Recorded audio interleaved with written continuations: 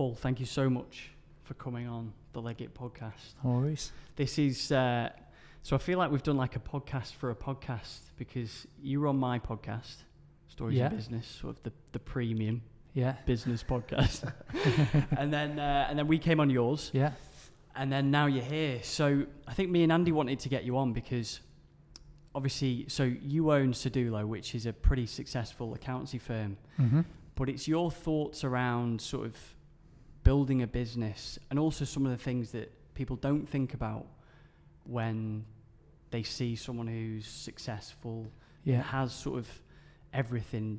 You know, they think that sort of has everything and has nothing. That's how it is. Yeah. So and that's why I think we really sort of I do think the people who listen to this will get a tremendous amount of value out of what you've got to say. Maybe a good starting point is, I've heard this story before, but it's a good story. Yeah. Is sort of a bit about your background and sort of where you came from, and then we can sort of dive into the topics that. I mean, we never have any sort of set agenda. No, but just on that, that's the reason why I'm really excited, because when I said, Tom, let's do this podcast, I know some pretty cool people. Tom was like, so do I, and yours was one of the first names you mentioned. And cool. I love that idea of the story, which I'm about to hear now, of someone who has come from a similar background to myself and actually has done pretty well. Yeah. So thanks again. I'm surprised I'm on this with this accent. I've listened to, like I was just saying, I've listened to most of your early podcasts, and I thought, how am I going to get on that? Is anyone going to listen to mine with this? Have you got, have you got an L postcode then? Yeah.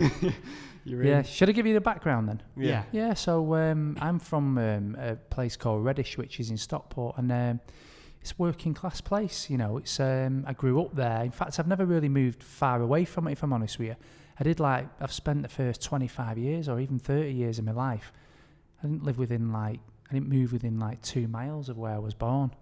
I'm not one of these roamers that, you know, some people can just get off, can't they, and just do whatever, and I've just never been like that. I'm a proper homebody. But so I stayed there like for 30 years, and even now I don't live that far away. My mum and dad still live there and stuff. But yeah, so I grew up there, and it was I went to the school. I'll be honest with you, I enjoyed the school, but it's not a school full of high achievers, and I don't think they mind me saying that. But and yeah, I was okay at school. I just loved sport.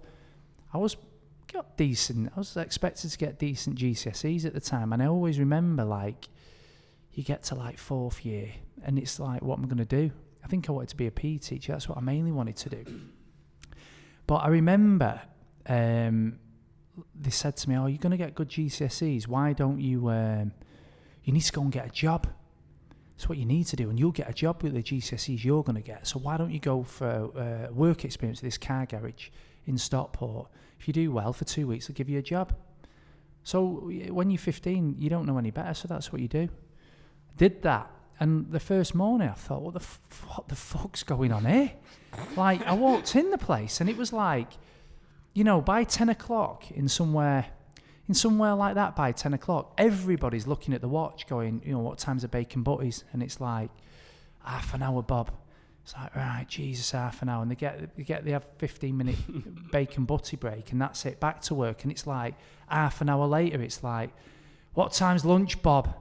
I'm thinking, fucking hell, we only just started, you know, and from the minute I got in there, it was just a non-stop to counting down to lunch, then to dinner, and then it was to the break, then it was going home, and at 5:25. It's almost that living for the weekend, but actually every day is it? It is, and I just thought, wow, is this it? Like, if in my school I'm going to get decent GCSEs, and now they want me to do this for like 50 years. Is this what it's about? And I thought, it's just not me. So I didn't. That was it really. I didn't know what I wanted to be, and it's so funny because even then I went and did some A levels, and then I did a sports science degree originally. So my first degree that I did was in sports science, and I remember getting my degree and thinking, I don't want to be a PE teacher anymore. Again, I felt like when I'd finished my degree, they kind of presented to me, if you be a teacher, this is what you're going to earn for the next 30 years. You start on this, and every year you get it was a £900 a year pay rise. In them days, I don't know what it's like now, but I was like, here's another establishment trying to fucking tell me what my like the ceiling, the glass ceiling, what the Yeah, and I find that a lot. So when I go back to my old school now, they asked me to do a talk in last July at like a presentation evening. And they was like, can you like try and inspire the kids? And I was like, I'll try and inspire the kids. Only thing I can do is tell them my story. But one of the things I'll be telling them is, like, don't let school, don't let teachers, don't let the establishment that's around dumb down your dreams. And I don't say dreams loosely, because I think some people are dreamers, you know. And I'm a reality. I kind of mix my dreams with keeping them grounded with realism. But this idea of somebody putting a glass ceiling above my head, I didn't like. So I didn't become a teacher either. And that was the background. But that coming back to it again, I remember getting my degree, and my grandma, bless her, came to me and she was like, and she said, "Oh, have you got your degree?" And I was like, "Yeah." And she said, "There's a job going down the road at the local butchers at Titterton's, the butchers."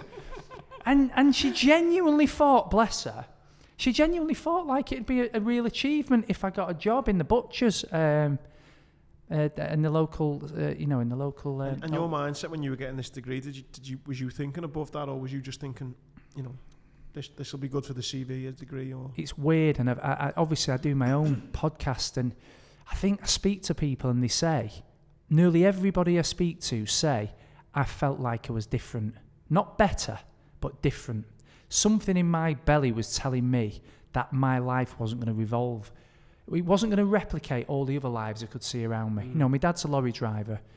My mum was at B&Q. She now works with me at Sedulo, but she was at B&Q. So we were working class jobs. But I always knew that I wasn't going to do that, and I was different.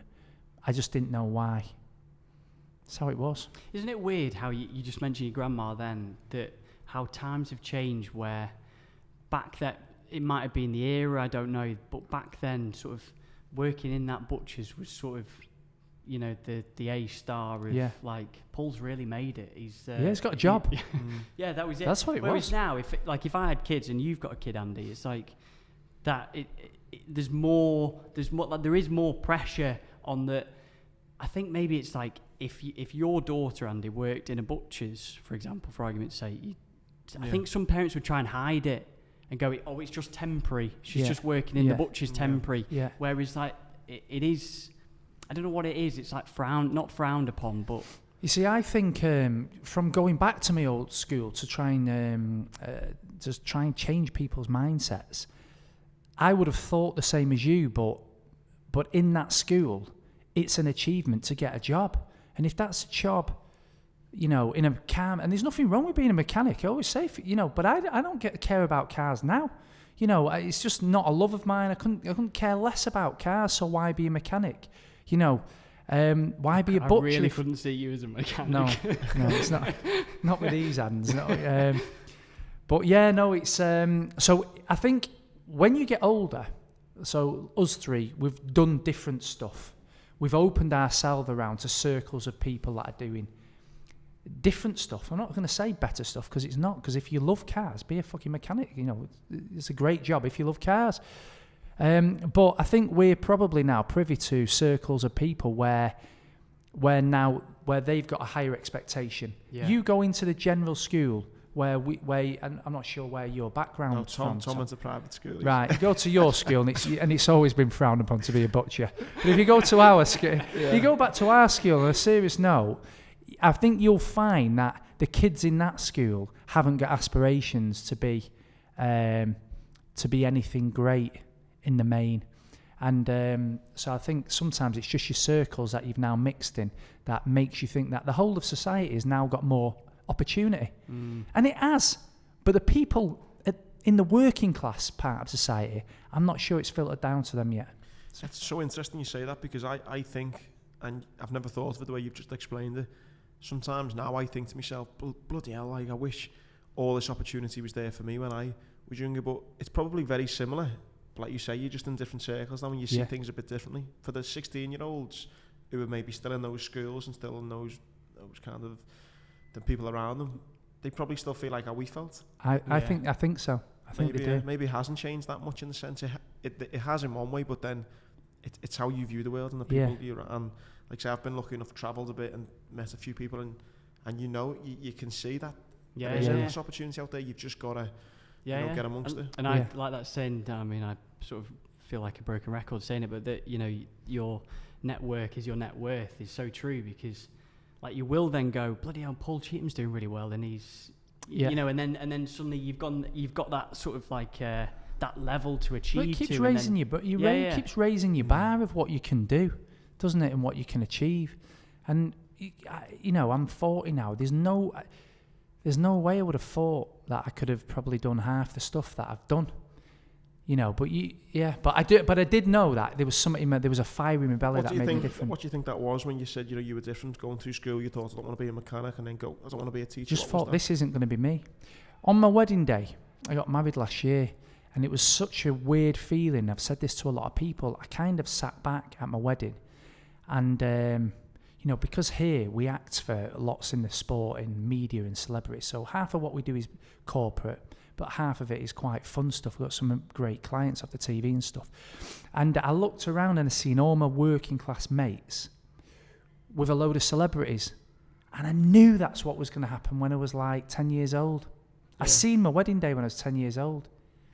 I don't know why, I'd never been, and somebody on Coronation Street back in when I was like in another world to me. It was another world. The fact my son has been on the Coronation Street now from the age of 6 weeks old is mental, because to me, it was almost, they might as well have been on a different planet. A footballer or musician or actor, they may as well have been on a different planet.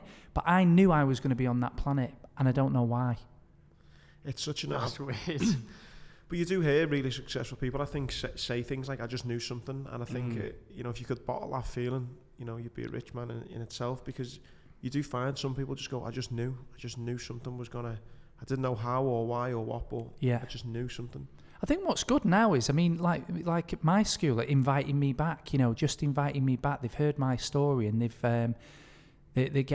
invited me back. So maybe it is slowly changing at like what I call the grassroots. Maybe they are trying to say, trying to inspire from within to let kids see that they can be more. Because I guess in the end, half of it comes down to luck, doesn't it?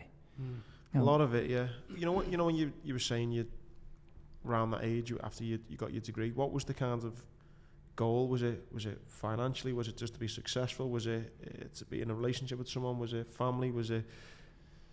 Yeah, it was all of that. I felt like I was going to be. I felt like I was going to be wealthy. I don't know why, but I just did. I felt like I'd have. I'm not massive on like tangible cars and stuff, but I felt like I was going to live in a.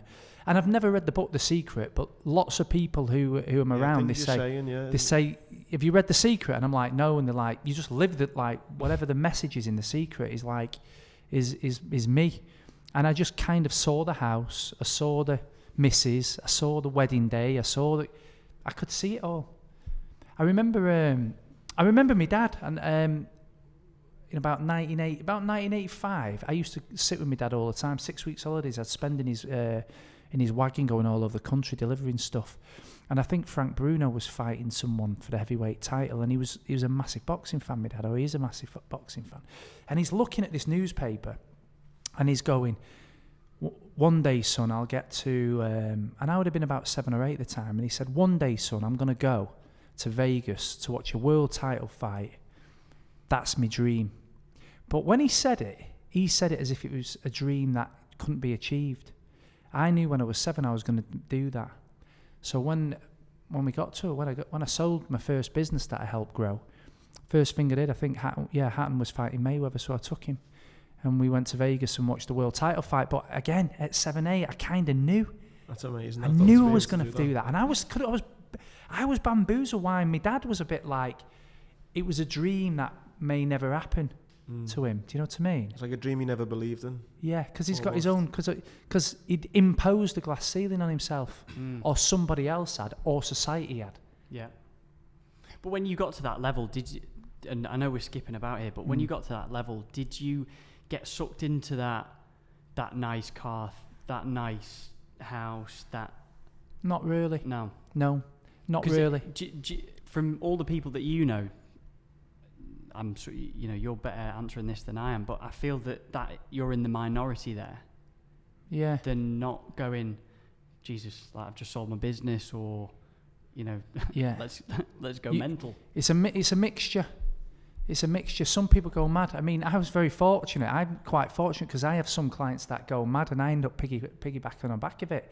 I had one client we sold and they hired Playboy Mansion for a weekend. So we went and stayed there for the weekend, So I think, I am very fortunate in my job because I've got clients. We have all clients from all walks. We have the ones that work, the ones that don't, the ones that are struggling, the ones that are flying. And I get to learn from their mistakes every day. And I've seen people make money quick and I've seen them lose it even quicker, twice as quick. And that's one of the things I feel a bit thankful for. In my late 20s I built an agency, a digital marketing agency with two brothers, and they went from like having a job in a hotel. And 2 years later, like they'd sold for 14-15 million quid, and it was just like such fast money to them. And then they, no disrespect to them, but they just spent it like it was monopoly money. Yeah, it was like monopoly money. They would. It was like there was a bottomless pit, and it didn't remain a bottomless pit. And I've seen lots of that happen. I've seen lots of people who've made money quick and really lose it quick. And I think where I've been fortunate is I've slowly, even though I've wanted and I've been going for it hell for leather to make as much money as I could, it's not really worked out that way. It's been quite methodically increasing, softly, and I think I'm thankful for that when I look back now. Yeah, sorry mate, because I was just about to say, I think one of the reasons why people fall into that is that, you constantly are striving for it so much, and you're telling people, and even friends and family, and you sort of want to prove to friends and family, and maybe nothing's happening, and then suddenly it happens, and you're like, well, here we go, look, bingo, I've done it. Yeah. And then that, I think, is when people get caught out. Yeah. Because I remember when I got blown up in Afghanistan, I got a little bit of compo, and it wasn't millions or nothing. It was enough to get me on the property ladder. But suddenly I was 21, 22, and I was bloody. I think my insurance company that I was getting paid £1,500 a week to be in hospital. Now, I used to get paid £1,300 a month when I was in the Marines. Yeah. And now I'm lying in hospital, albeit, smashed up, but I'm getting paid £1,500 a week. Yeah. They're saying to me, we're going to discharge you on Friday. I'm saying, it's okay, I'll do another week, Yeah. And so I come out of hospital, and it's like, fuck me, I've got, I mean, thankfully I went and got on the property ladder, but I was thinking, fucking hell, I've got 100 grand there in the bank, Yeah. And it's, when you've just been given it like that, it's very easy to just, you go and buy this instead of buying this, you buy the one better than it, or I mean, a very small experience of what you're talking about, but I can see exactly how when it comes so quick, it can be very dangerous. It's all relative, isn't it? We were talking just before about footballers, because we look after, as I say, we've got like a sports side here where we look after players, but you see so many players when the amount of money that goes through their bank account, and yet people get to 36, 37, 38 and they've got none left. We were just saying beforehand, speaking to a friend, and he reckons that 5 years after a professional footballer retires, 80% of them are either divorced or bankrupt. 5 years. Jesus. Yeah. And you can see that, and it happens with a lot of businesses or business owners, because if you're a footballer and you've got that focus, it gives you that focus and that self-discipline. You've got to be self-disciplined. It's the same when you've got a business, really, in the main. You've got to show that same focus, the same self-discipline. And I watch people sell a business, and it's a downfall of them. It ruins their lives. And usually a divorce is around the corner. No disrespect, younger women are around the corner. Then you've got drink and drugs around the corner. It's just, sometimes I think be careful what you wish for. Yeah. And I feel for players, because everybody thinks it's easy for them. We're probably talking a bit about anxiety and mental health, and as you become successful, you think it gets easier, and in many ways it gets harder. Imagine going through that and being on a football pitch. It doesn't matter whether you're on 100 grand a week. If everybody's chanting your name that you're shit at football or whatever it is, it must, coping with that at 20 odd must be horrific. Horrific. And so again, be careful what you wish for, because as I've got older, all my life I would have been, God, I wish I was a footballer.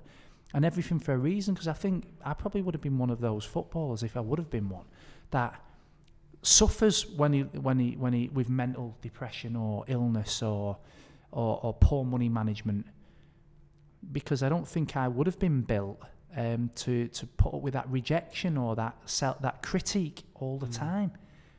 Anyway, so isn't it weird though the way that if you could reel back to when you were in year 4 or 4th year, whenever it was, if you took yourself then and you sort of showed what you have now, your younger self, and you know, we sat here us three in this whole beautiful office, the bar there, the upstairs bar, you'd go, fucking hell, I'd be so happy. Like I must be so happy at that age. Like I've got it sorted, having a few beers here, the office in Leeds as well. But it's weird how, like, sort of, I'm not saying that you're not happy, but I'm just saying that, I don't know, you know, do you come accustomed to it? The grass is always greener type thing, isn't it? You'd always think, oh, it'd be perfect when it's like that. And it's not always. It's like when we came on your podcast, and, you know, I think we were talking about some of the houses in, like, South Cheshire Way, Altrincham and Knutsford and all that lot, and you drive past them and you think, fuck, that would be so cool to have a house like that. Yeah. But then that is literally the front cover of a book. It is, yeah. And then you've got that whole book behind you to find out, well, actually, you know, they've fucking worked so hard for this, and then, you know, they went bankrupt at this stage, and then, you know, all that, and I think plays a big part of it. I think the thing about happiness is, I think with me, happiness has come with age, and I don't think I've conquered it yet, but I've certainly conquered measuring my happiness by metric goals. So I remember thinking when I was 21, wow, imagine when I'm on 25 grand a year, how that's going to be. You know, when I live like a king. The reality of it is, you get to 25 grand a year, you want 30. You buy a new car, you drive it around for three days or a week, then it's just another car. It's just the way it is. So I think happiness comes, I think in the end, what I'm learning, and we're all on a self journey. I take like self-development, self-awareness, a self journey very seriously. And I think that in the end, when it all boils down to it, it will never boil down to the car you've got or the house you've got or and some of that helps, but it's quite short term that. You know, if you're a crap dad, but you're worth 10 million quid, you're not going to feel very good about yourself. You're not going to be happy. You could be in the biggest house, but if your kids don't respect you, or you're single, or you whatever it is, I think in the end, happiness in the end generally comes down to relationships and love, and it's quite deep, that, I think. But that's where I've kind of got to with things. So, what about your kids then? How are you thinking ahead of, like, well, I don't want to spend X amount on them on Christmas because I don't want them to feel, you know, I don't want to spoil them, but then how do I give them that sense of that they need to earn it? And it's a difficult balancing act. Very difficult, because you want to give them everything, don't you? Yeah. That's the first, you want to give them everything. But, and I'll be honest with you, when I got most of the stuff I probably wanted. I mean, we were quite poor in the early days. We were very poor in the early days, but then it got a lot better for us, and I got most of the stuff I wanted. Xboxes, well, it wasn't that, Sega Mega Drives or whatever, Spectrum 48Ks. So I got most of the bikes and stuff. So in the end, my first 5 or 6 years, we were really poor. Like, we had potato ash every fucking night for like 5 years. I've never had it since. What's potato ash? Where's he from? I told you, mate. It's why we make a good team. I'm a scallywag, and he's like, what's potato hash? My mum used to make, it's like a big stew, but my mum used to make it on a Sunday, and it would last us 6 days. That we'd heat it up every night. We'd heat that up, a bowl of potato ash for 6 nights, and then every Sunday we'd have corned beef on toast. That would be our treat for the week. That was a treat. The Sunday roast. In the Marines, one of the ration packs is called corned beef. We used to call it corned beef gash because it was fucking gash. It was horrible. Yeah. I've never had it since. I'd never have it again. But yeah, so I forgot where we was at then. But so I got most of the stuff in the end, and I guess with the kids, you know, they probably get most of the stuff they want, if I'm being honest, within reason. But I always quite like the fact that I started with nothing. I kind of love that because it give you, and it's just a drive, innit? It's a drive, and you wonder whether your kids, you can pass that drive to your kids. I don't know. It's a little bit like, hopefully you see where I'm going with this. Mike Tyson recently done a podcast with, I think Joe Rogan it was, and I think Mike Tyson's son was saying he wants to be a boxer, and Tyson was looking at him saying, you know, you've grew up at like not a millionaire, but you've grew up well in a nice house. He's like, you imagine coming up against someone like me at 16. I grew up on the streets. I was abused. I was fucking on drugs. I was this. I was that. Yeah. He's like, I'd fucking rip your head off. Yeah. And he's saying to his son, you know, you've grew up in this nice loving atmosphere, and he said you've not got that. Yeah. That drive, that he had, I'm gonna fucking rip someone's head off. And he would know. Yeah, exactly. He would know. It's funny. Floyd Mayweather's a funny one for that, and I am a fan of his, I think. And one of the things where he kind of bucks a trend is you tend to find with fighters or footballers or whatever it is, like you get softer with age or you get softer with more money. And like he's one person that lives that life of luxury, but it never, that kind of desire to win at all costs never leaves him. And I've got a lot of admiration for him because of that, because, you know, Tyson got beat. In the end, most people get beat. And in the end, most of those people at that level get beat themselves. In the end, they beat themselves. With Mayweather, regardless of all the stuff around him, he just seems to have this like mental toughness that takes him back to his roots. And just stays hungry. Yeah. Stays hungry. That hunger just seems to always be there, doesn't it? Does. So I have a lot of respect for him. He's an interesting guy, actually. So coming back to you then, what was your kind of first step into the business world? So you kind of know that you don't want to go down the teaching route. Where did you kind of life go from there? Well, it was lucky. There was an ad in the Manchester Evening News for an accountant, and I didn't know what one was, but I thought it said. Sorry, how old are you now at this point? 21. So it said degree required. I thought, well, I've got a degree, so I applied for it and I got the job, but I didn't have a clue. How I got the job is beyond me because I didn't have a clue what an accountant even was. So I ended up with this job, and then again. And Bob was going, it's only half an hour till Well, I'll tell you what was funny about it was a bit of an eye-opener for me because they took about 10 accountants on this day one. This company was growing rapidly. They took 10 accountants on day one, and the other 9 had accountancy degrees, and there was me. And in a profession like that, you kind of find sometimes mum and dad want you to be a lawyer, an accountant, a doctor. You know, if you was going to get a profession, probably at the school you went, Tom. You know, they want you to do something like that, don't they? Sat in front of a microphone. See, me and Paul, like, our parents just happy with the butchers at the end of the road. Yeah. You though. Yeah. So what I found straight up within days, I actually thought weirdly. I've never thought of this before, but I do now. I thought I'm different to this lot. This lot are just plodding and going through the motions here. I was getting in at 7 a.m, leaving at 8, 9 o'clock. We had to do these audits. Boring as fuck it was, but we had to do these audits. And I would do an audit a day. And I'd give it to the guy, the internal audit manager. And the other 9 I'd do an audit a week.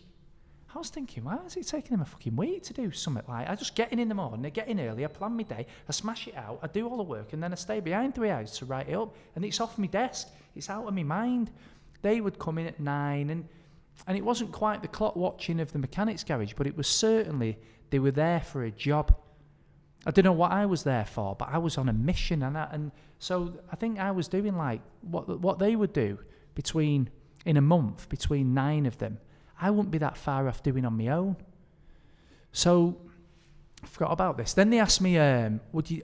So after about 3 months, he said, "Will you be a post room manager?" And I thought, what's a post room manager? But he fucking said manager, you know. And I was in a suit, by the way, so I felt dead proud of myself going to work every day. And now they were saying be a post room manager. So I was like, yeah, okay, I'll do it. So I went into this. And what effectively happened in them days was there was this industry called the debt management. So let's say you had 10 credit cards. This was like, God, is it 95, something like that? No, about 99, 2000. So everybody was in debt because it was the recession before the last recession. And they'd invented this, well, I can only afford 200 quid, so we'll write to all your creditors and say, you've got 10 creditors, you can have 20 quid a month and that's it. And the law at the time was, Barclaycard, MasterCard, whoever your creditor was, they had to accept it because you was genuinely trying to pay down. Anyway, so that was the business I was in. And it was growing like massive because everybody was in debt because it was a recession. And so all this fucking paper would come in every day for like 50,000 clients. 50,000 clients that the company had got dead quickly. And there would be like a credit card statement, and then there'd be a default statement, then there'd be a going to court, then there'd be a bailiff, there'd be all this stuff, all these debt chasers. So if it was your account and you had 10 creditors, you know, you might have 40 pieces of correspondence a month coming in for your account, but they had 50,000, so they had millions of pieces coming in, but it was fucking coming in every day. Like flooding, bags of vans were just pulling up every day with this stuff. So I walked into this room, the post room, and what you had to do was open the envelope. That was one person's job. You open the envelope and take the thing out and pass it to the next person. That person stamped the date on it, passed it to the next person. That person would decide which department out of 20 legals that it went to. And then they would pass it to someone who would then distribute it, like an internal postman, really. So I sat in there, and like everybody in there was like from the rough parts of Manchester. So it was all lads. They were all about 18. They were all on about $8,000 a year. You know, they were all on 100 quid a week or something at the time.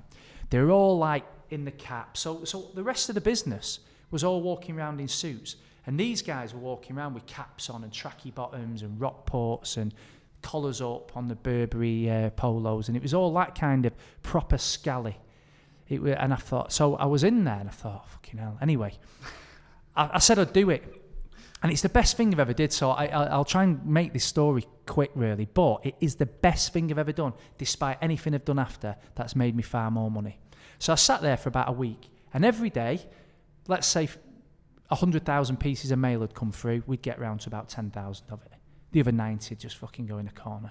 Then the next day there'd be another 100,000, we'd do another, and it was just go.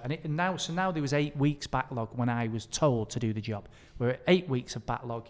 So basically, you'd ring up as a customer and go, right, where are we up to with my account? And basically they didn't have a clue. Anyway, so I sat there for about a week. And I thought, whoa, what am I fucking doing? What am I doing? I don't know what to do. I'm 21. I've got 20 people, probably about 20 people reporting into me. I've had a job for 3 months. I had a sports science degree. Then I thought I was an accountant in a suit. And I'm in the middle of all this mail. I want to be a mechanic now. Yeah. And then like the best 6 weeks of my life, of my career happened. One day after a week, my manager come in and went, Paul, what's happened? I was like, fucking hell, nothing. You know, we get 100,000 in, we do 10,000. It's grown by like 400,000 pieces. It's like more mail around us. He was like, you're going to have to do something. And I remember thinking dead low. I walked home at night and I thought, that's never, ever going to happen to me ever again. I'm never, ever going to do something where I just go through the motions or I don't make it. And the next morning, I walked through the door and I thought, fuck it. I don't know what I'm going to do here, but here's what's happening. Straight away, all of you go home and get changed. And it was like, yeah, star. It was all this, you know. And I'm like, go home and get changed. And they were like, what do you mean? And I'm going, listen, you either go home and get changed or leave. This is a deal. They was like, right. I'm like, from now on, you start looking like the rest of the firm. They were called the numpties, so it's called the numpty room.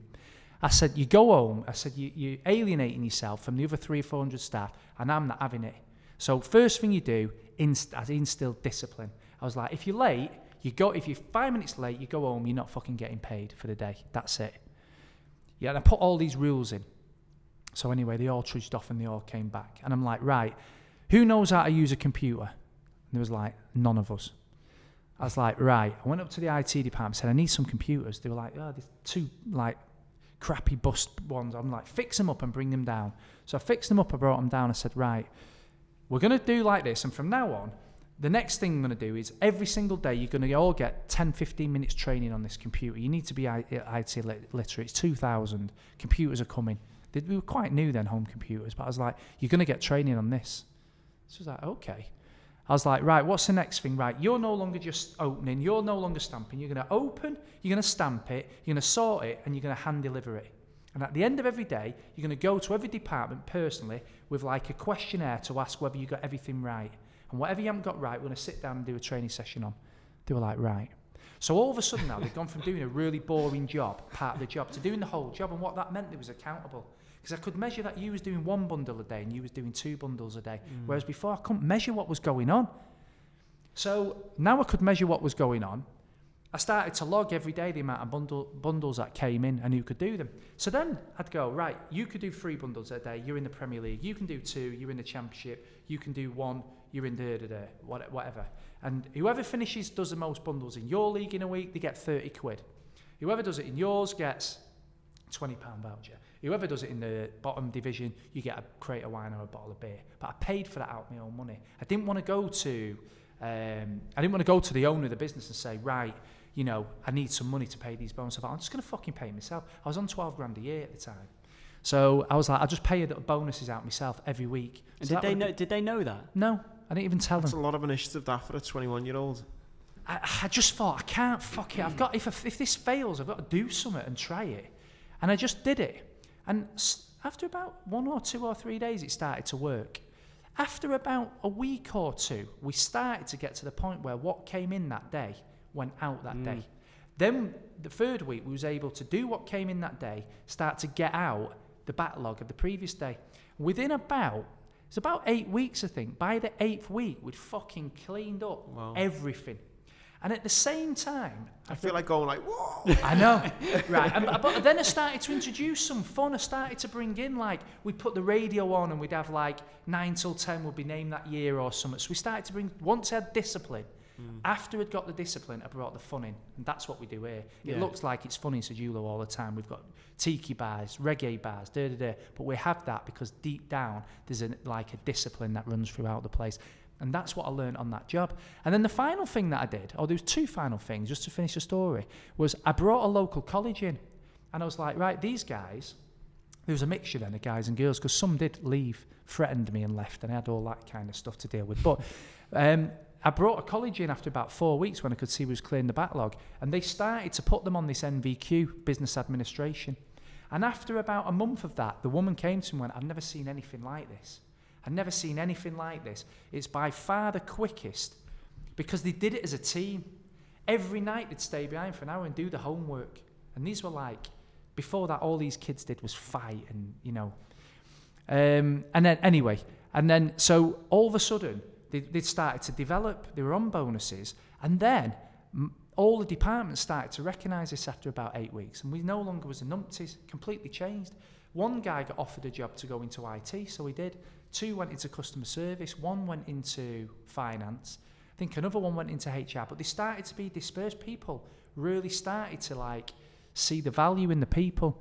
And out of anything I've ever done since, that's by far my greatest achievement, and it was my first job. Yeah. I can see why that is impressive. It reminds me kind of like the Coach Carter type thing, you know, someone coming in having that type of... It is. Yeah. It's impressive. I just made it along as I went. I just thought, well, it makes sense. You've got to have fun. Makes sense. You've got to have discipline. Makes sense. I've got to know how much stuff you're doing so I can reward you. Makes sense. I can fire you if you're not doing enough stuff. Everybody needs to be trained and developed, and they want to have fun. And actually, what I've got today with Sedulo is just a replica of that post room, but just different stuff. I'm glad I've come dressed in a shirt now. Yeah, same. But the thing is here, we come and it's dressed down. But again, we dress down, but there's a discipline. Yeah. And that's why I think a lot of business people are wrong. Because you come here, you can play pool, you can have a drink, you can do, you can see for yourself what you can do here. But that is after the discipline's been instilled within an organisation. You know what I like about that? I remember week 1, day 1 in the Marines, or it was the first couple of weeks anyway, I was on an exercise and, you're still essentially a civilian.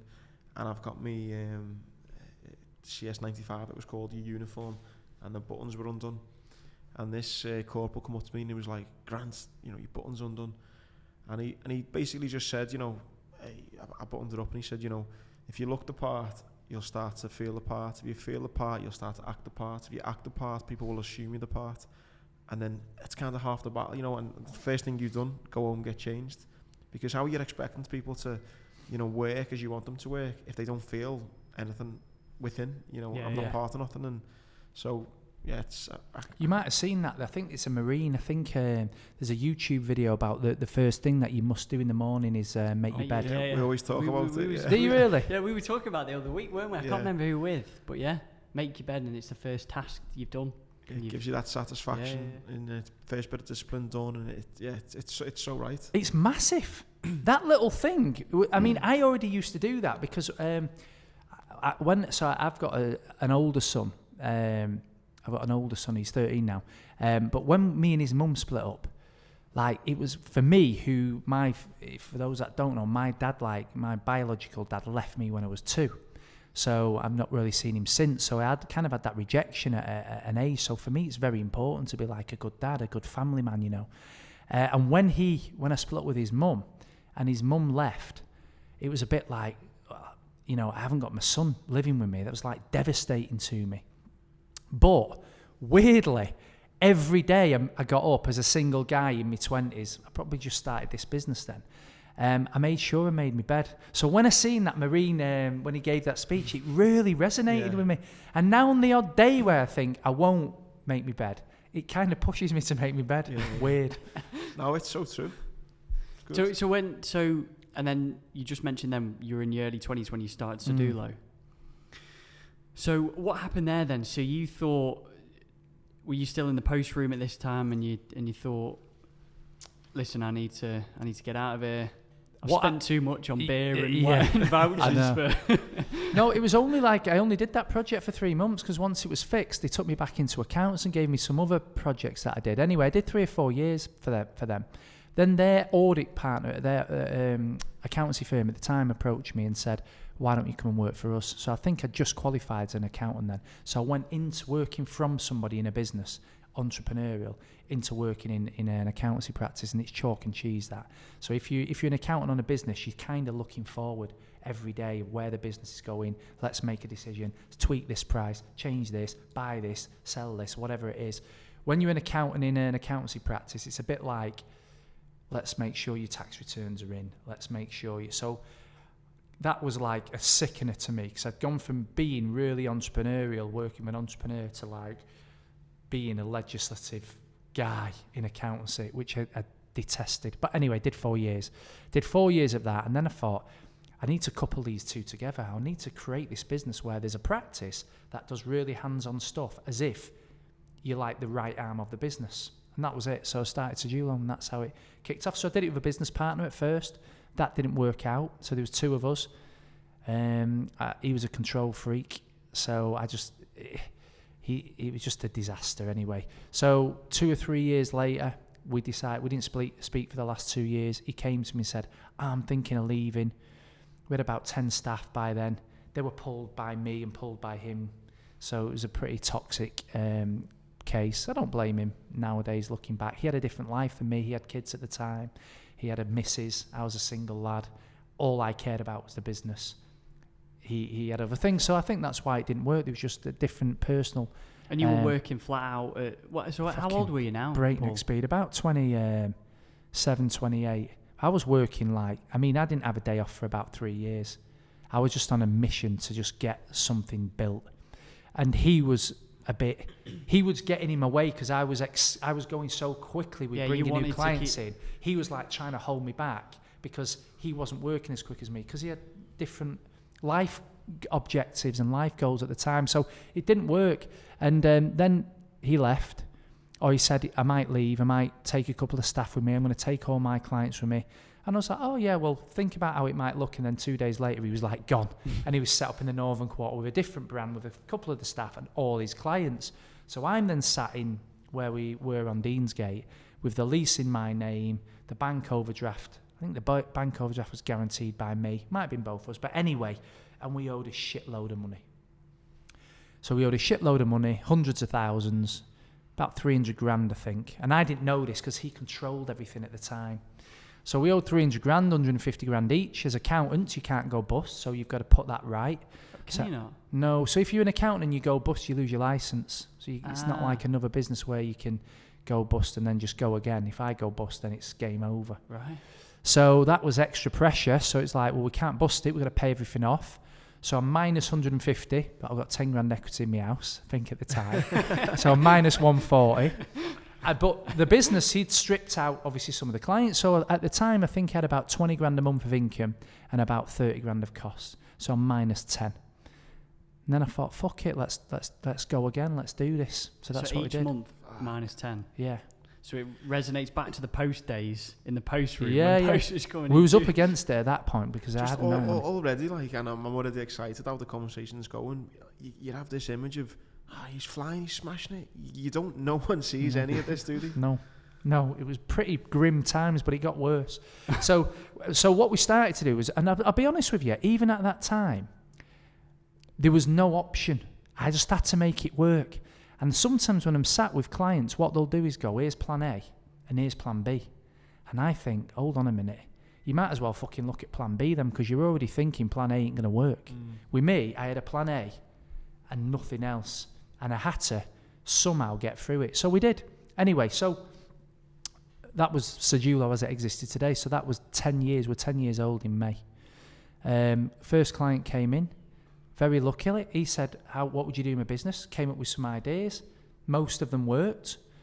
I worked on it with the two brothers together. And as I say, that was the one that we sold for 15 million quid. They went on the board of a stock listing. And in them days, we were having it, like we were making a lot of money. They were making a lot of money. Sedulo was a small business then. Maybe 10 staff again. So this was like 2009 then, was it? Yeah. But my clients were getting bigger. And they were spending a lot of money, and we were partying a lot, if I'm honest. That was a period of my time where we would. It was a bit. It wasn't quite Wolf of Wall Street, but it wasn't far off. We were hiring private jets. We were doing all the stupid. Private jets. Yeah, we were. Hang on, let's hold on a minute. we were racing, and I say this not with any sort of pride, in a way, because I'm going to come down in a minute with how fucking stupid all that was.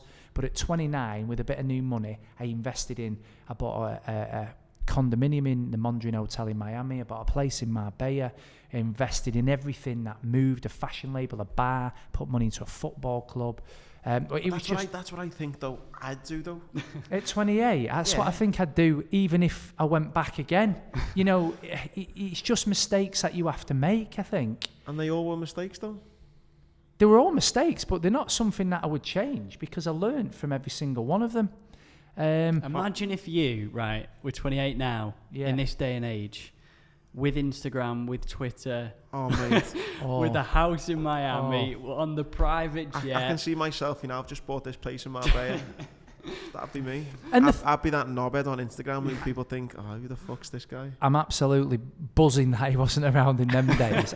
And the thing about it is a lot of it was clients treating me as well. So it wasn't like I was spending a few quid, don't get me wrong, but because my clients were becoming successful and I was embedded within theirs, it was like we were just having great fun. But anyway, what then happened was a recession came like 08, 09, and then all of a sudden the main client that we had that was probably making £250,000 a month profit was that all of a sudden losing £250,000 a month. So it just went boom overnight.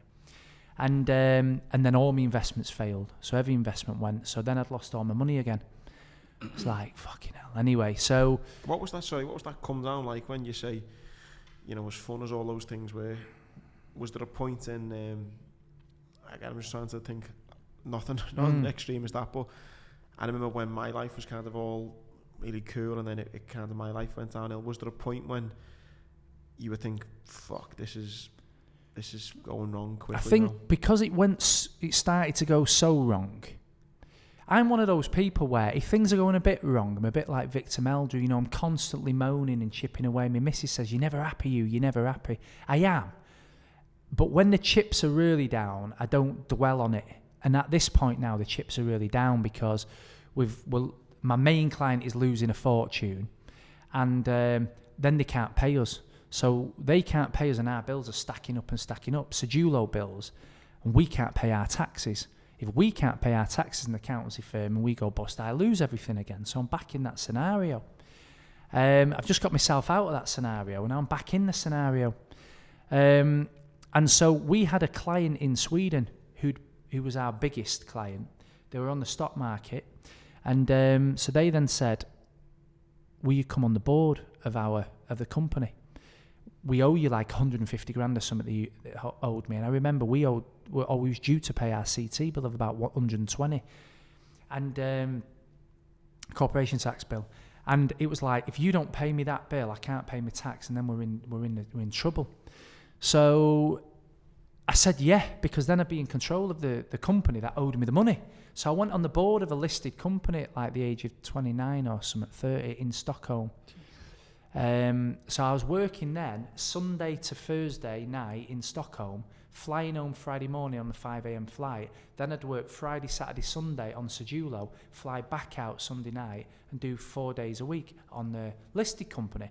And we were like one of the biggest marketing agencies in Europe. We had like 300 odd staff. So it was a fair sized company. Anyway, so I did that for 3 years. I didn't have a day off then for like 3 years. And that was just tough. It was just hard work. You know, we were always one day away from everything just going wrong.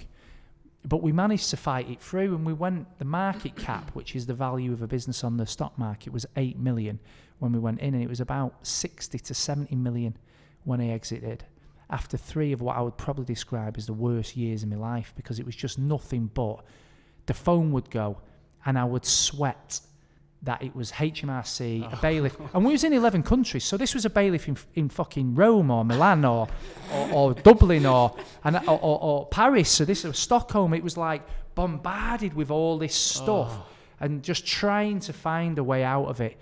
And it was I wouldn't even put an enemy through it. It was horrible. It was horrible.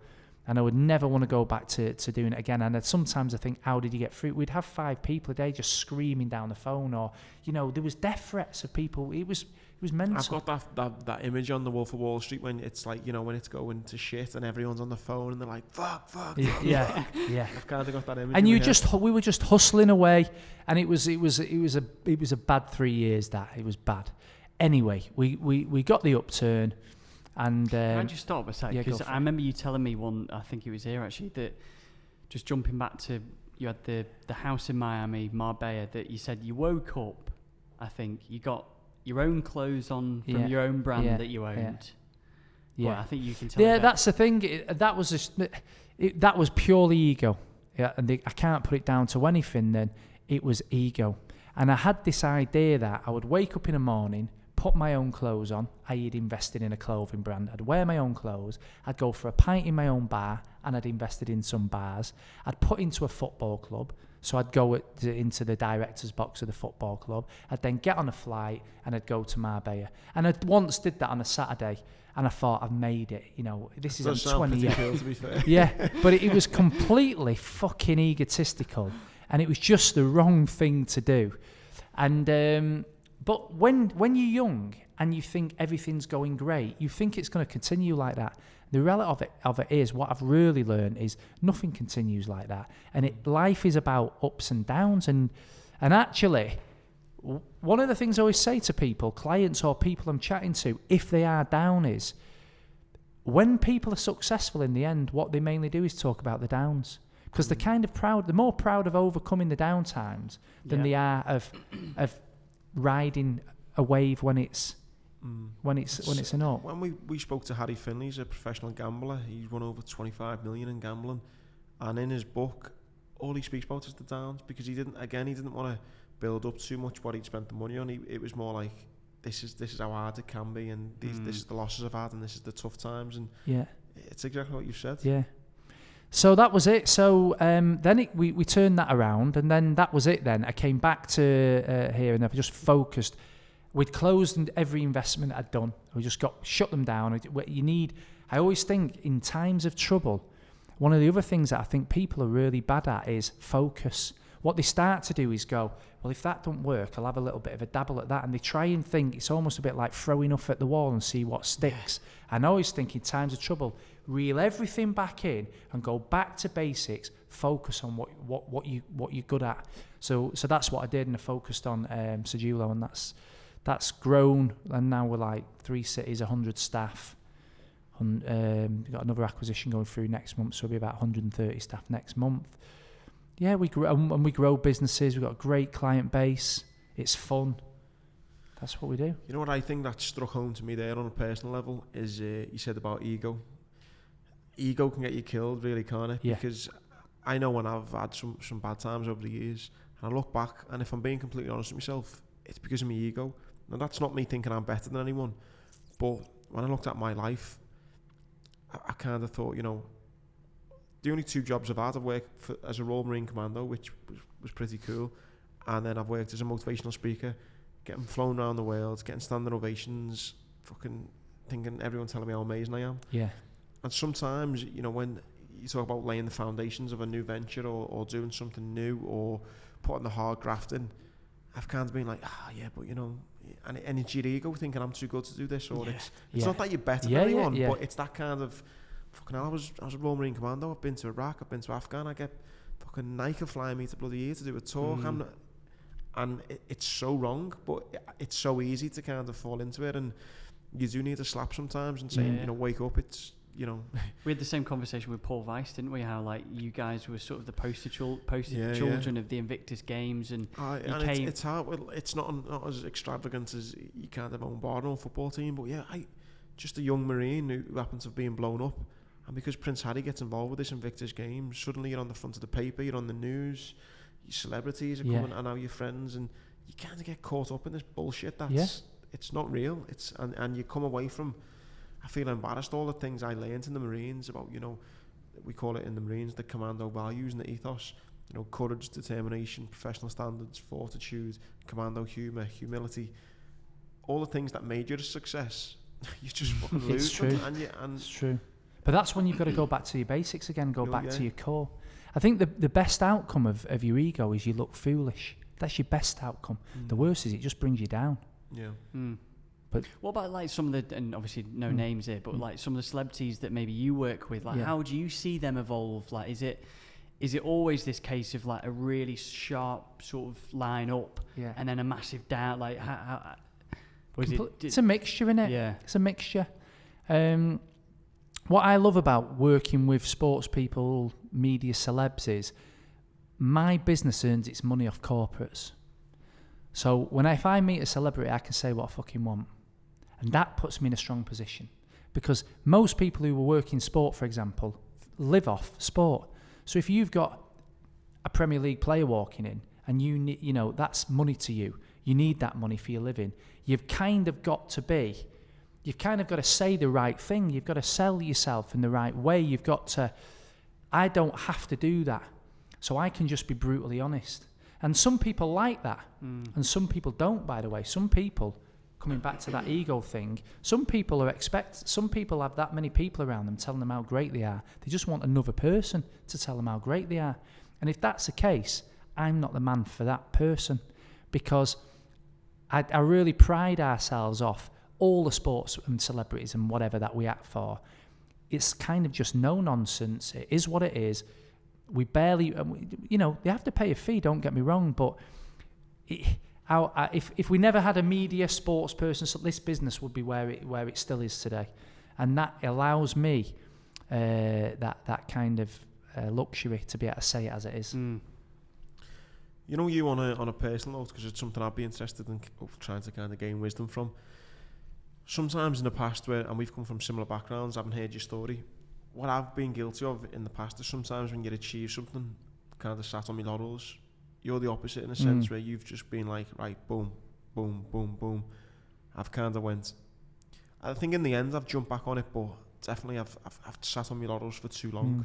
What do you think's been the driver for you to be like, right, okay, let's go again? I think the thing is this is one of the things that I constantly battle with, because although I suppose that drive gets you to achieve constant success, it perhaps doesn't get you as quick to happiness as what it should be. So I always look at someone like Roy Keane, and I used to really respect the fact that he won the league, got in the changing room, put his suit on and went home thinking we should have beat Derby last week and we should have had 2 more points than the 96 we got, when all the other lads were out celebrating. So I kind of looked at him in the early days as like, that's how you do it. But as I'm aging, I'm starting to, you look at him, he doesn't look like an happy man, does he? No. Let's be honest about it, right? So he's got all the success, but he looks like he's never happy.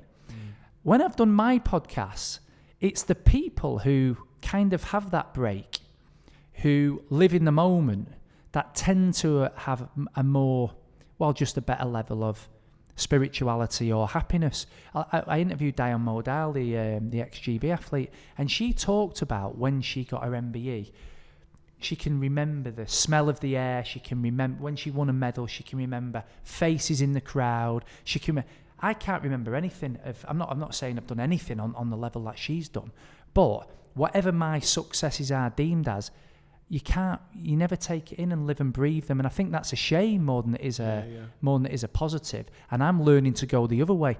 I'm learning to be more like you, where you embrace and set back. I box a lot, and I boxed with John Murray, who was a world title. I don't know if he won the world title. He was certainly world title challenger, European. And his brother Joe was an Olympian. And Joe said to me one day, "You're off your fucking head, Paul." And I was like, "What do you mean?" And he goes, "I'm a pro boxer and an Olympian. I won a medal at the World Championships." He goes, "You're in this gym more than me." He goes, "I'm in the gym for 6, 7, 8 weeks and then a fight and then I'm out of the gym for a month." He goes, "You can't be at peak performance throughout 365 days of the year." Yeah.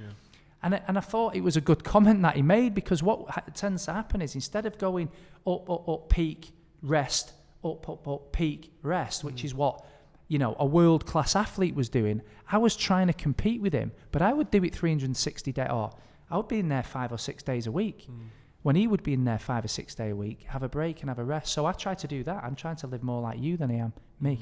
So what about then, on that point, how do you manage, so you've been through the single life as such, where you've been working sort of all hours, but then you've I suppose you can't lose that, and you've still got that, but now you've got a wife, you've got kids. It's such a, I know we're coming to the sort of topic of life-work balance, but how do you look after that then? How do you manage, because it's a constant sort of seesaw where you're constantly adjusting, I imagine, because you want to keep working, don't you? You want Sedulo to be in Liverpool, Leeds, London, Newcastle, all over the show, but I think the thing is again, that's changed over time. So I used to pride myself on, I remember Linford Christie once saying he trained Christmas Day. And he trained Christmas Day because he knew everybody else wouldn't, and that's why he did, and that's what gave him the edge. And I remember reading it or whatever as a kid, thinking, that's how you need to be. And I used to work every weekend, and I'd be like, that's how you need to be. I used to pride myself on working the weekends, and now I'm 40, it's a complete opposite. I think if I don't have the weekend, then I feel like an idiot, as opposed to feeling great about myself. But that's massive now, though. Everyone saying, I got up at 4 a.m. this morning and I've worked 16 hours.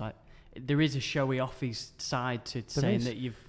Yeah, we spoke about it on the podcast we done the other day, and it's it's interesting to hear your thoughts on it. I fucking hate when people are up at 4:30 in the morning doing this, and it's like, come on, do you know what I mean? If you're up at 4:30 in the morning, you need to be readdressing your life, if you ask me, because you should be getting... I'm one of these. I mean, I'm obsessed with a Fitbit about my sleep. I like to have 8 hours sleep a night. That's the thing that regenerates you. I think, it's for me, it's like rather than priding myself in getting up at 4:30 in the morning, I pride myself having 8 hours sleep, because I think that's probably better for my body. That's reassuring to know and refreshing to hear, to be honest.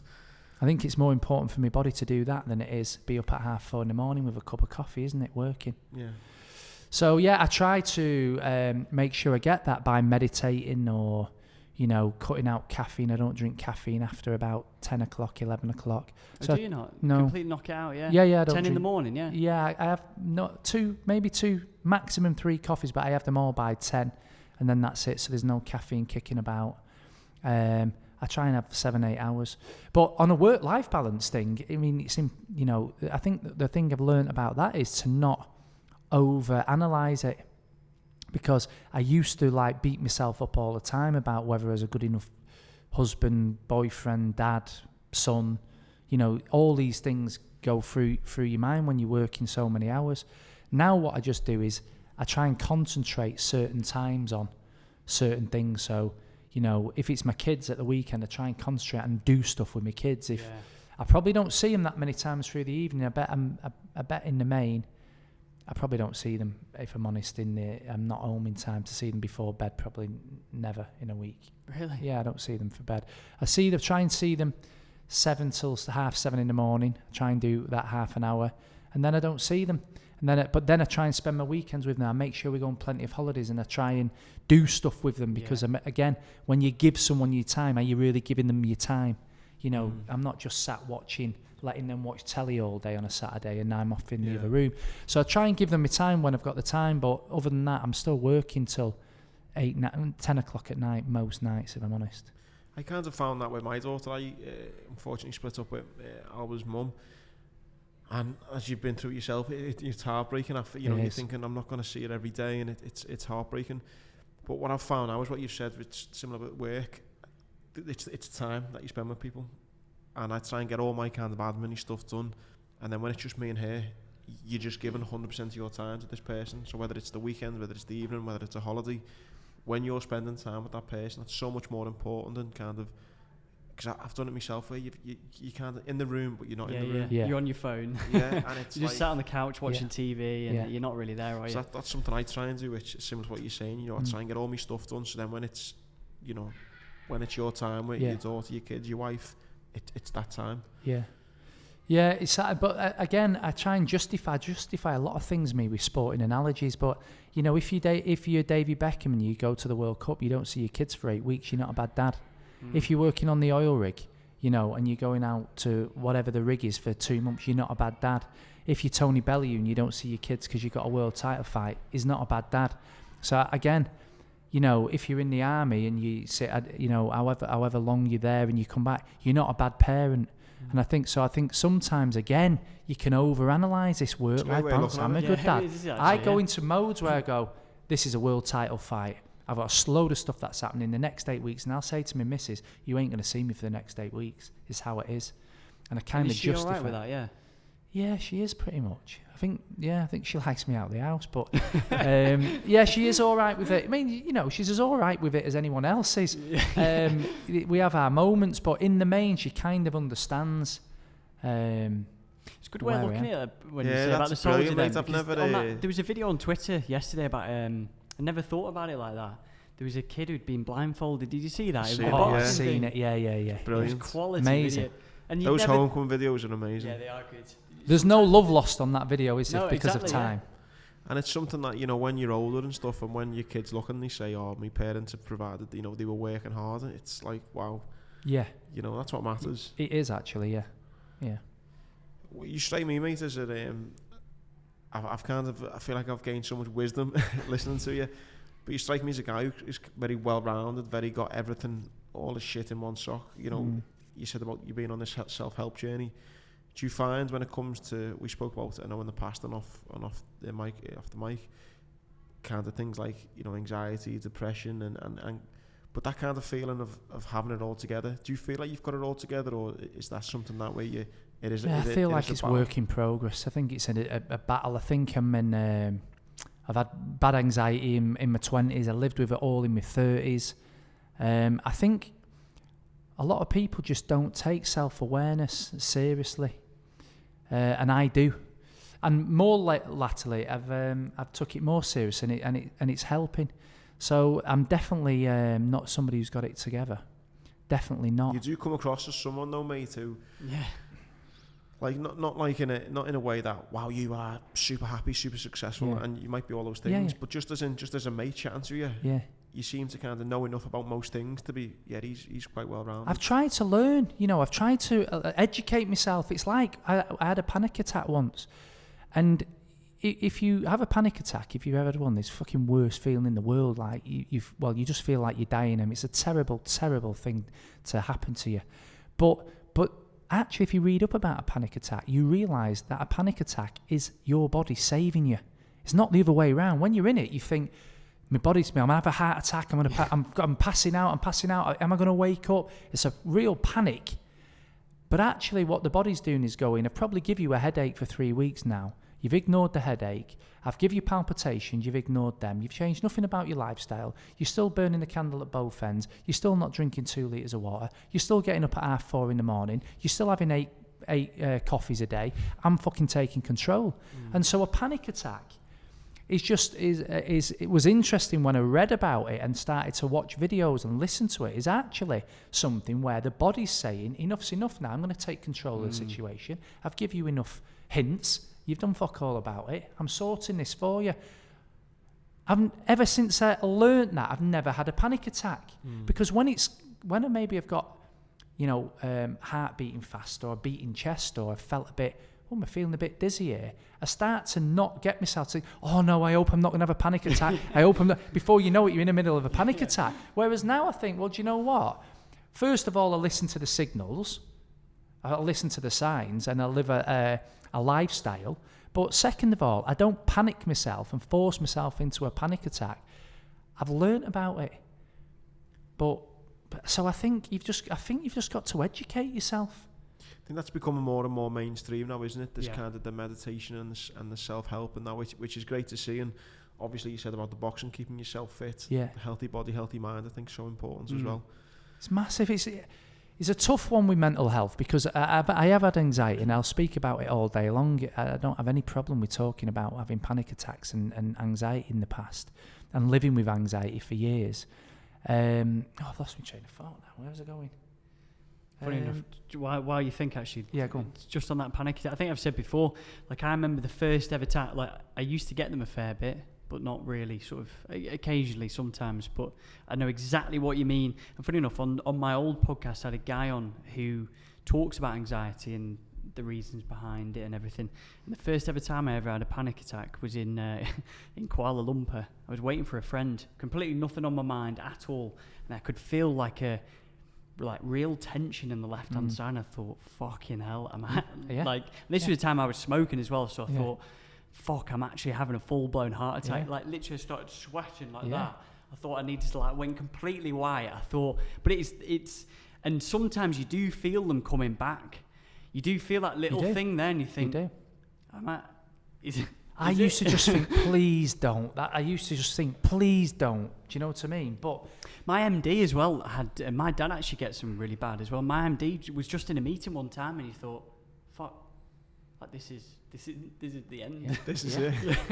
You do think it's the end. You just think you're going to have a heart attack and die. I've never had one, you know. I don't think I know. You would know if you've had one. So I mean, I'm trying to think. And the worry for me after that is that does it then disguise something that is actually a problem? You know, so you might be thinking you're actually, this is a panic attack, even though at the time you're not thinking, it's only a panic attack. Yeah. But is it hiding something that is... Agreed. But I'm guessing that makes you then more panic. Of course it does. That's exactly what it does. And then you're in a vicious circle of having them. Yeah. And that's how it used to be. So did you change your diet then? Or what was I tell you what I do. So there's things that I do straight away. The first thing is no alcohol, no coffee. I drink 2 litres of water a day. I make sure I train every day, but I pretty much do anyway. I meditate. I cut out refined sugar. I don't eat any chocolate, blah, blah, any crappy bread. I get rid of it. I try to just take in as little toxins as what I can. Is this on a normal day-to-day basis? No, that's it. I mean, I monitor all them. Like I said before, every day I won't have caffeine after a certain time and that kind of stuff. But so most of them I do sporadically. But if I do feel like, wow, I'm really tense at the moment, I'll just kick all of them in because it's just too bad. But it's interesting with mental health because I used to have mental health or anxiety issues. I think, what are you anxious about? That's the worst part. I'd be sat there going, I wasn't only anxious when things were going wrong. In the end, actually, I used to get more anxious when things were going right and I had time to think. When things were going bad, you just get on with it. Yeah, just in the. It seems so alien to think that though. And it does, but that's how it is. I used to go on holiday and be like, fucking stressed out. And I'd be like, I'm anxious, and I'd be shaky, and it'd be like seeing like blurred vision when I'm on holiday. But it's because you've kind of letting your body have the time, or you're letting your mind have the time to wander. When your mind's full, It's when you it's when your mind's got time to take itself into places you don't want it to go to. That's when the problem is. Yeah, it grows like a weed, really, doesn't it? It is. But one of the problems I think we're going to have to look at as a society soon is There's this thing of mental health, talk about it, and I'm all for that. But, you know, we have people come in and it's like, my dog's died. I've been to the doctors and he's prescribed me antidepressants. And I say, I'm not a fucking doctor, but you are allowed to be upset.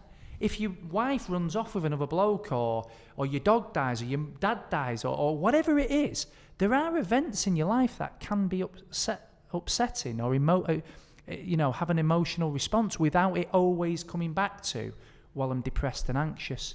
And I think one thing we've got to be careful of is it's okay to be upset. It's okay to be moody. It's okay to be down. It's okay to be what we used to would have classed as depressed. It's okay to be that if you've got a reason to be so. If you haven't got a reason to be so, I think then you've got to start analysing what you're doing. I'm so happy you've said that, and this is something I normally only speak about with kind of the injured serviceman community.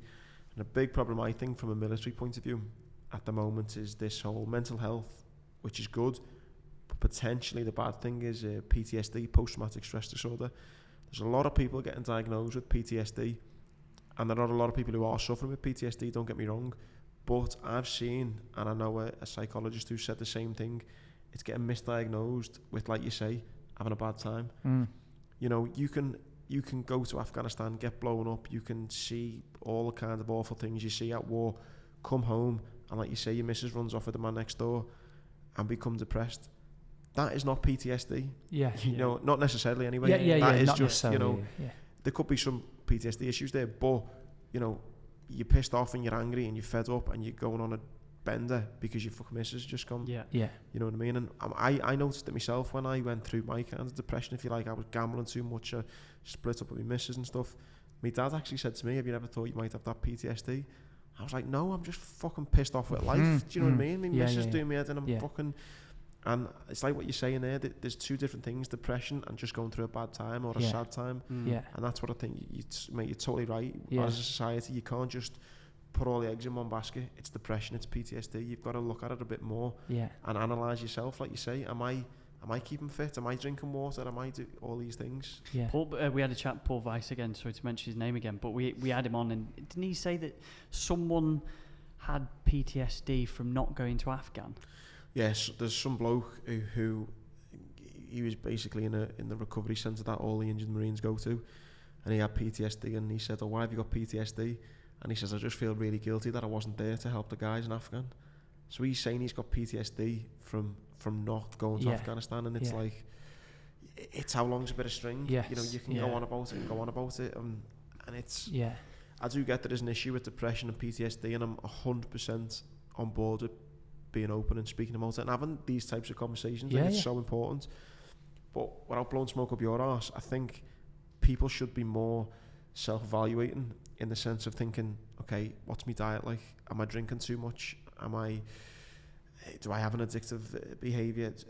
Am I spending enough time with the people around me? And because it's easy to just go, life's shit or whatever, and that's why. But actually, am I exercising? Am I eating a fucking KFC every night? Am I going for 6 pints every night? And that's what people don't do. People just go, this is shit, it must be depression. I mean, don't get me wrong. If I cut all that out and it wasn't working, I'd be on medication if that's what the answer was. I'd be seeing a psychologist if that's what the answer was. But I've never had any of that. Doesn't make me better or worse than anyone else, but what I felt like is I always feel like you've just got to go into your core self. You go out on a bender for 3 days, you're going to be depressed. That's the way it is. You're not going to have slept. You're not going to be you're going to be dehydrated. You're not going to have slept, and you're going to be full of toxins from the alcohol, and you're going to be depressed. Now, you've just got to put everything right and put yourself in a position where your body, the human body, should be functioning correctly. It shouldn't be functioning correctly if you've just been in Banús for 3 days, right? And you've had and you've been on a bender. It shouldn't be, functioning correctly. So you've got to get it back to like an equilibrium, then decide whether or not it's. I think that's how cultures change, though. And again, that's why I think it's so refreshing. It needs to happen more. Three blokes sitting here talking like this, because I remember over the years when I've been depressed and I say to my dad, I'm fucking a bit fed up here. My dad goes to me, like, come on, we go for a pint. And don't get me wrong, it's good and you have those good chats, but then you fucking wake up the next day and it's back to reality. Yeah. I think that must be the old school way of just come on. And so it's nice to be able to go, actually, you know what, I'll get in the gym in the morning, I'll do this. Because fuck me. You say that to me dad, and my dad's like, come on, let's go for a pint. Yeah. But you are right. I think there is a time and a place now for people to talk about, because even in the last 4 weeks, there's just people that have, males that have committed suicide or whatever, and it's just fucking heartbreaking, isn't it? At that point, so you've got to talk about it, but you've got to talk about it with an honesty, I think. I mean, I think that about anything really, but I think stuff like this, you've got to really talk about it raw. Mm-hmm. And then I think, that's how we're best going to deal with it. Yeah. That like happiness things, I think, sort of a difficult sort of avenue to go down as well. Like for you, Paul, what do you think? Like, what is happiness to you? This sounds so wishy-washy. Sounds like I'm fucking sitting on a couch with books. No, but what is, like, because we're all searching for it, aren't we? But like, what is it for you? Like, you've done the sort of money thing. You've got the kids and the wife. Like, what? But then it seems like there's an air that there is something missing. Because what? I think the first thing about money, by the way, is I reckon every business is. It doesn't matter how big that business is. Almost every business is 3 to 6 months away from going bust, right? So you're always going to live with a fear of can you lose what you've got? You always, and the more you have, the more you have that fear. Pete Cowgill, who I did on my podcast, JD Sports chairman, wakes up with it every single day, and that's valued at $5 billion. So where does it end with numbers? But the reality of it is, if he had a downturn in the market, he'd go from 5 billion to 4 billion to 2 billion to 1. Before you know it, to him, that's a failure. So happiness isn't going to come from that. I think in the end, what's going to happen is happiness is going to come when you're in a content space with yourself. And that's why I'm constantly searching for ways that I can understand myself better. It's true. I'm trying to understand myself better. I don't think people take themselves seriously enough sometimes. I think they go through life and it's a bit like, I'm 50 now. I'm 60 now. Where I'm like constantly trying to see. And so you hit 40 as well.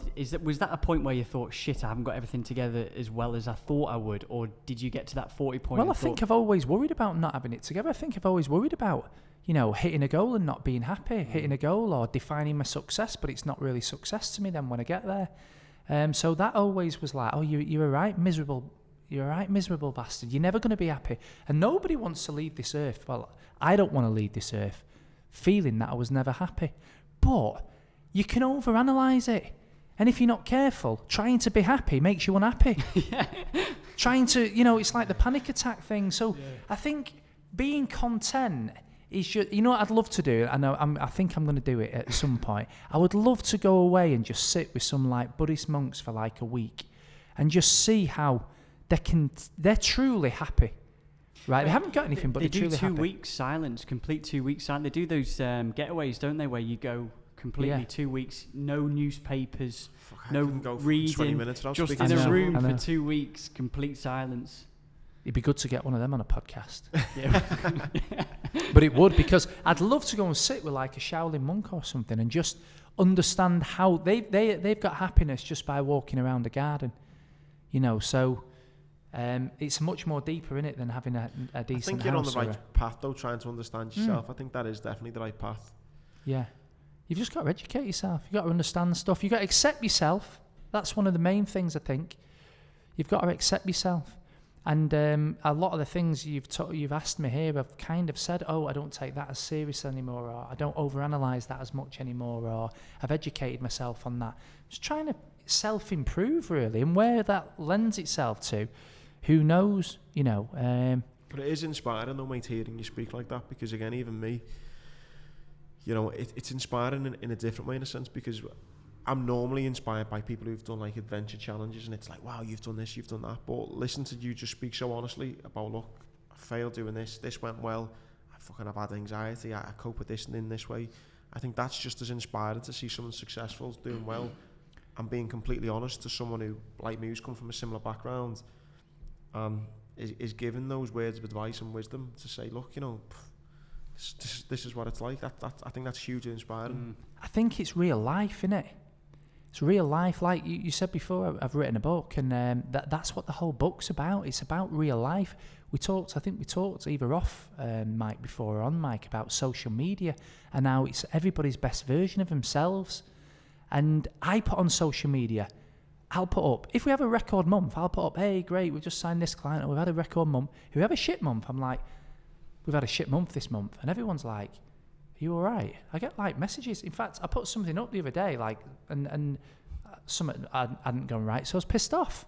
I'm allowed to be pissed off if something doesn't go right. So if I'm going to say, hey, this has been fucking cracking month, I feel like I should tell the truth and put, this isn't a good month. In fact, I'm going for a really bad time at work at the moment, blah, blah, blah. And I'd put something out a few weeks back, and the amount of messages that I got from people like, I'm just checking you're okay. Now, I'm not saying don't check if I'm okay, you know, but what I'm saying is, it's amazing now. And this wasn't like, I wasn't out there going, oh my God, it was just me going like, you know, not everything goes okay, and you know, you're going to have ups and downs. Last week's been a bit of a down in business. We'll go again today. That's how it is every day anyway. Yeah. But people don't talk about that. They just talk about how positively amazing things are going. And 99% of people aren't going through that. So that doesn't resonate with you. 99% of people are going through the ups and the downs, and it might be an up that day or that week or that month, or it might be a down.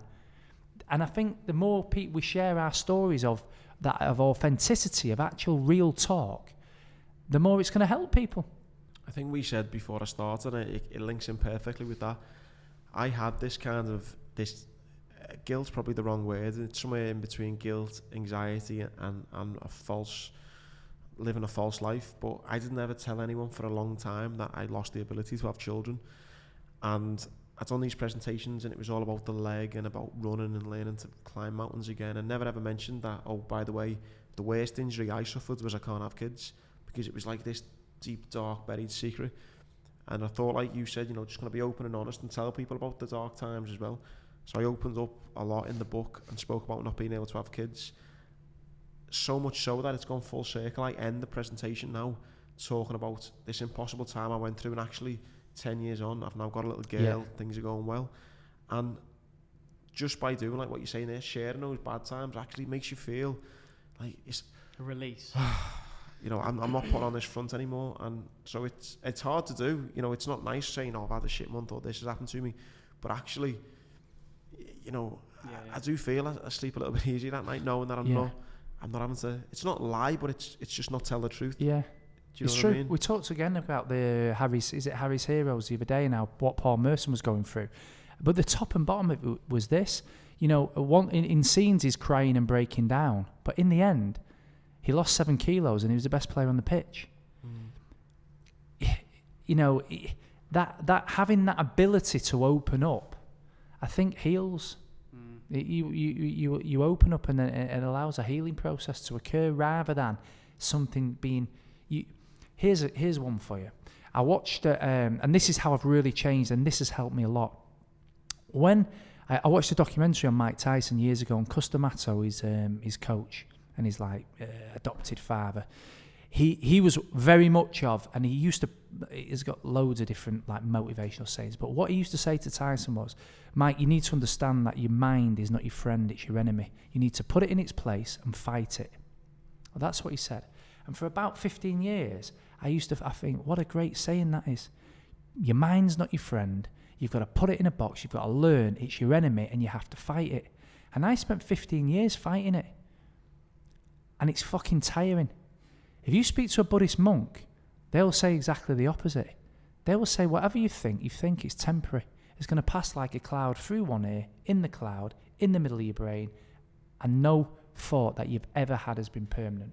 So whatever fucking bad thought it is, whatever sad thought it is, equally, whatever positive, egotistical, whatever thought it is, it's all going to pass.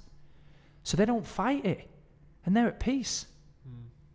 So I've changed a little bit my stance on that. You need to have a new business, mate, where you just send out like motivational texts every Monday morning, mate.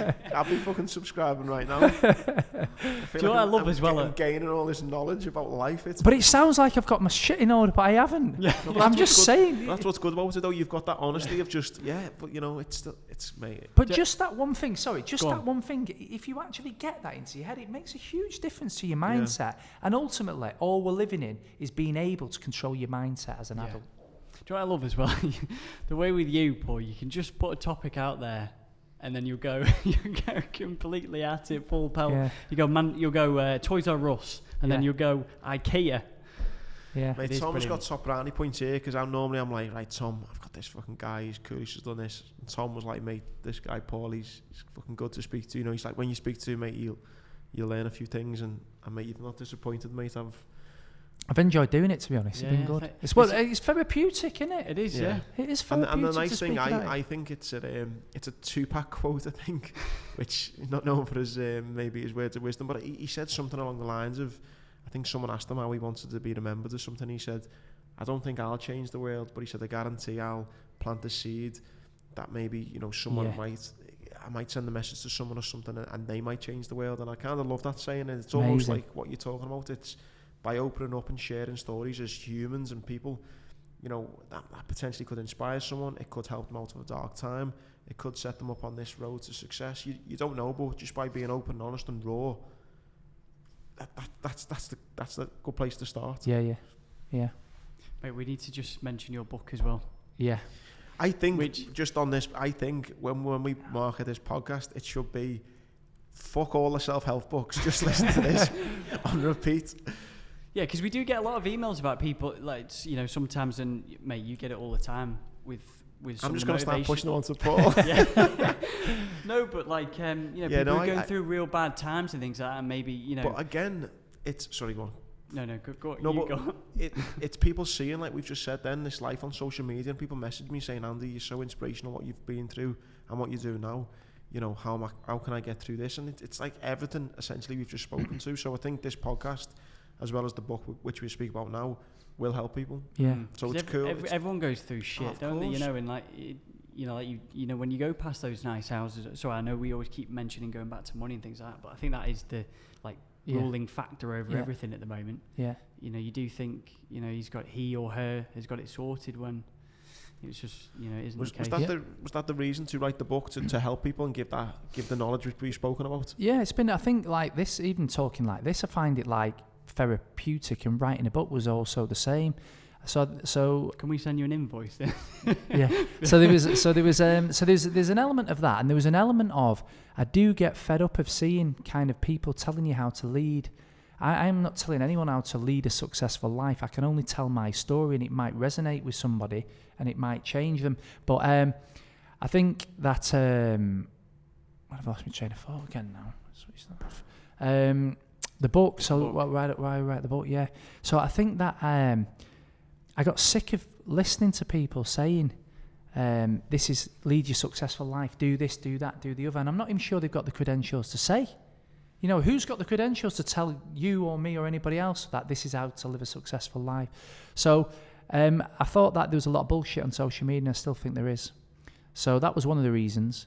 But the other reason was, when you do read an autobiography, you kind of know who the people are. So if you read Richard Branson's, you know how that ends up. You know how Peter Jones is. You know how Duncan Bannatyne. You know how Gordon Ramsay's. You know how they all end up, these autobiographies, in the main. And I was like, I don't consider myself successful. I would probably consider myself semi-successful, right? But not successful. And I thought, that's a good time to write a book, because what tends to happen when you pick up an autobiography is they says, this is my childhood, and this is what went wrong. Chapter 2 is, and then I set up my business, and this, that, and the other happened. And chapter 3 to 20 is then how sustained success happened. In the main is what most of the books are about. And actually, 99% of the population are stuck in chapter 2. So I was like, I'm going to write a full book on chapter 2. While you're still in it? While I'm in it. So that was the whole plan, because then you get it raw. You know, no disrespect to Branson and that, you know, fantastic what he's done, and I've got, you know, we've got a fucking room next door dedicated to him. But, you know, he's on Necker Island, and everything's, you know, he knows his best mates with Nelson Mandela, or blah, blah, blah. You know, it's just slightly too far away for it to be raw when he tells his story. So my chat at the start of my book it actually was, who the fuck is Paul Cheetham? And they've changed. I think we're going to change it now to who the hell is Paul Cheetham. But it is kind of like, but it is kind of like. Did they not allow it? And then the next sentence is, you won't know who I am. You don't know my business. You don't know my name. You don't know anything about me. And that's why I think now is a good time as any to write this book. And then I go into, you know, I've achieved an element of semi-success, let's say, and but it's all raw. And I think. Yeah, I think there's stuff in there. A lot of what we discussed today is in the book, so we'll see how it goes. When's it out? 29. Well, it's actually out on Waterstones and Amazon now, so it's called Taking Care of Business. It's out now for pre-order, but it's actually out on sale from the 29th of April. So I don't know if it's going to be. It's what I've just said, but I don't know if I can articulate in writing what I want. So we'll see how it comes across. But it is. Sure, that'd be brilliant, mate. Yeah. We put all the links and stuff, can't we? Yeah. Just before we dart as well, Sedulo. Yeah. Just mention where people can find more about Sedulo. Yeah, so I've got a podcast, Taking Care of Business. I think we've done 16 episodes. We do series of 8. So they're a mixture as well. So that Taking Care of Business is kind of the play, really, of taking care of yourself and the business. So that's the book. That was this podcast. And that's my other podcast. So obviously you guys have been on the podcast. The next week after that might be an entrepreneur. So I try and keep it like more inspirational business.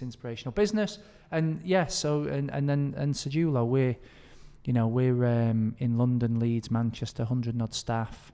You know, we've got all the usual channels. We're pretty crazy, some of the stuff we do. So our social medias are pretty jam-packed anyway. But yeah, so that's us.